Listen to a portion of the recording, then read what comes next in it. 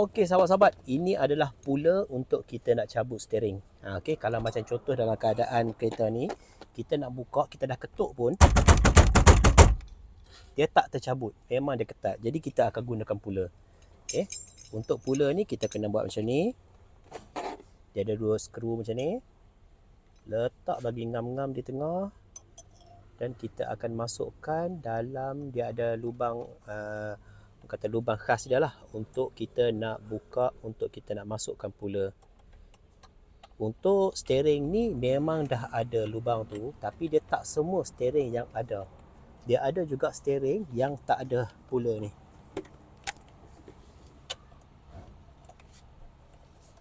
Jadi kita ketatkan dulu setakat sedalam mana yang boleh lah. Tak perlu dalam sangat, tapi kita nak bagi dia fit elok supaya kita cabut tu dia cantik, kemas elok. Okey, lepas tu kita pusing sahaja benda ni.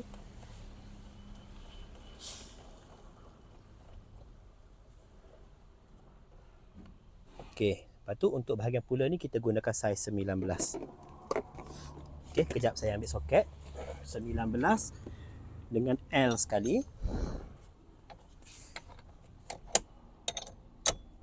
Dan kita tarik, kita pusing sahaja.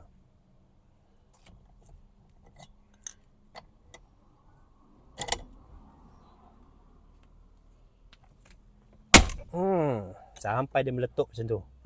Okey. Okey, dah settle dah. Kita boleh buka balik pula ni.